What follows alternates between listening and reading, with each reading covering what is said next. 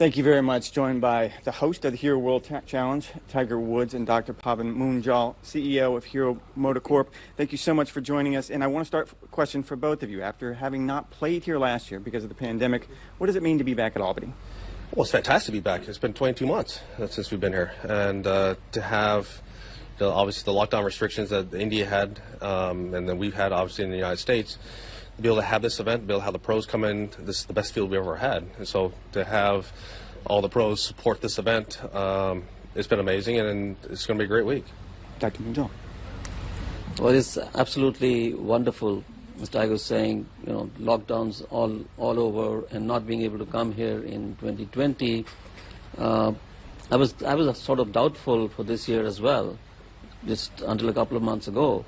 And now with the new strain, once again, there's new talk, new stories, new regulations, new restrictions. Very happy that we are all here. We are having this event, supporting Tiger and the foundation, and letting the guys have a good week here, come and play a round of golf. More guys this year, Tiger. You expanded the field to 20 players.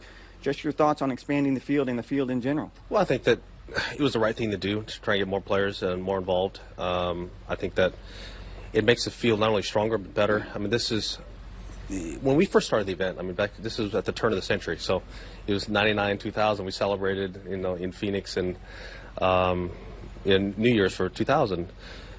The most important thing is, at that time it was the silly season, called the silly season. No one played, post tour championship, so.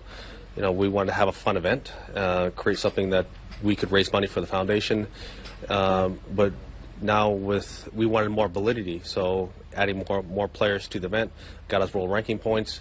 That in itself, with the wraparound schedule, guys being asked to play deeper into the year because of the start of the new season, it was a challenge for us now, towards Christmas, or guys going to be playing this event.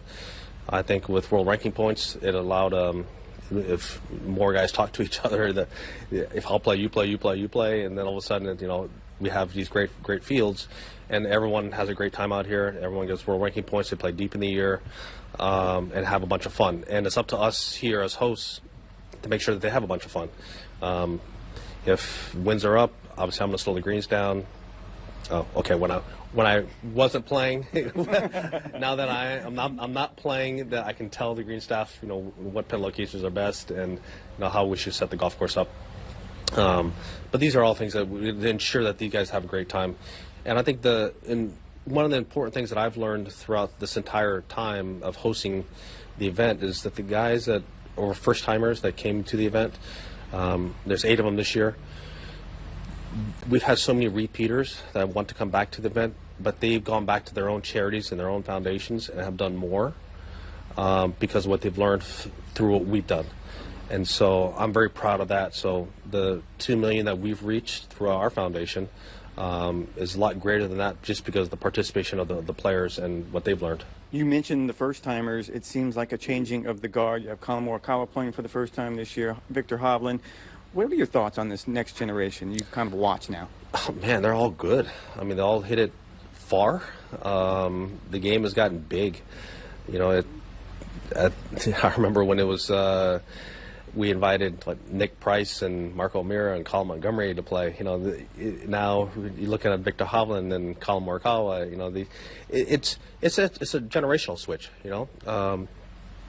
But it's great for the game. It's great to see these kids out there playing, and it's cool to see how the game has shifted and has gotten bigger. But it also, then again, how many players are doing it is the thing. It's not just one. I mean, Bryson's an outlier at how far he hits it, but the group right behind him, there are a lot of Dustins out there that can hit it just as far. Dustin and Rory.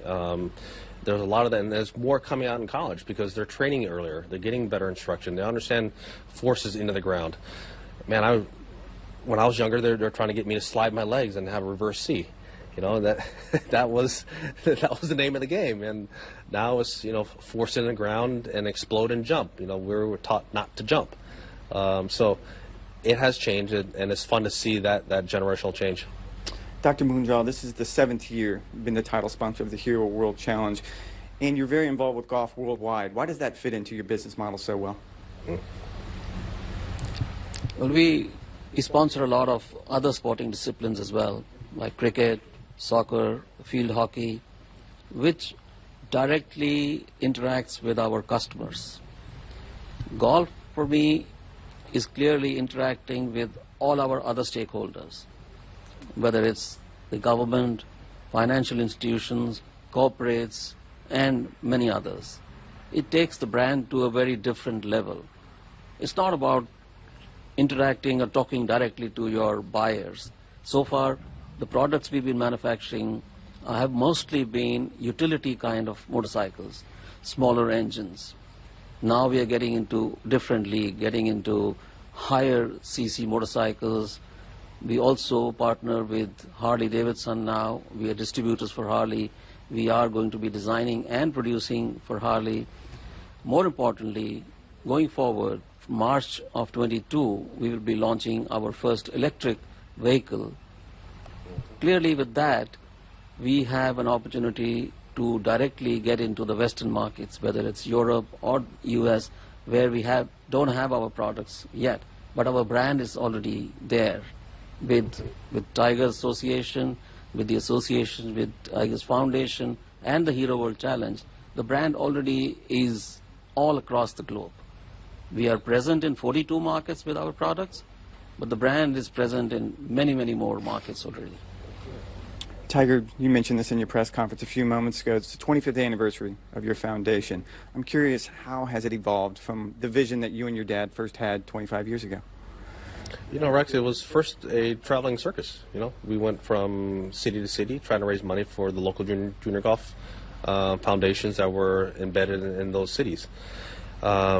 That was it. That's all we did. And then everyone knows the story about 9/11 and me changing it from golf-based to educational-based because that's how I was raised. And so that transition happened, and here we are based in STEM. And to see some of our kids and what they've gone through and how they've developed, or with scholars, you know, the amount of people that we've reached, and especially now that we've had to adapt because of the pandemic, everything's gone more digitally based. And these different opportunities and different platforms for us to reach newer kids, because there's a divide now, unfortunately, of the have and have-nots that went to school, didn't go to school. They had a laptop and didn't have a laptop. You're a year behind. We want to close that gap, and we should have no gap, but there is a gap, and so we're working with different state governments right now to state legislatures try and make sure that we are able to get involved and get our curriculum in and try and shorten that gap up. I think you touched on this, but what is the next step for the foundation? You talk about it evolving. Is that the next step? It is evolving. It's going to evolve. You know, we have a few meetings here this week in that. It could be changing very quickly here soon, based on the meetings we have this week.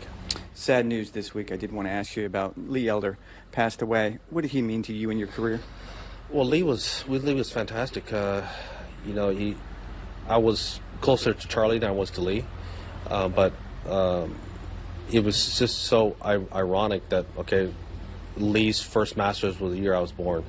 Then I win in '97, and you know, Lee's at the back of the green, and then he's an honorary starter when I'm still playing, and then he passes, you know, the other day, and it's a bit of a shock. We all knew he was sick, he wasn't feeling well, been on oxygen for a while, but what people don't realize is the amount of harassment that he had to go through just to play. I know from my side, from talking to Charlie for all those years and being so close to Charlie, it's brutal. And my dad went through it at the same time, just to be able to play sport, just to play something you love.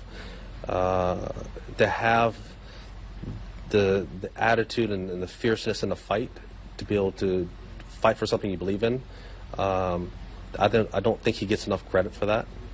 And especially to play at the Masters at that institution. I know it's evolving and has evolved, but at that time it was a much different world, and obviously and Charlie didn't get a chance to play in it, but Lee did. So there had to be a first, and Lee was a first, and he should always be remembered for that. Well, thank you so much for your time. Really I appreciate do it. want to add just a line on Lee, a wonderful human being.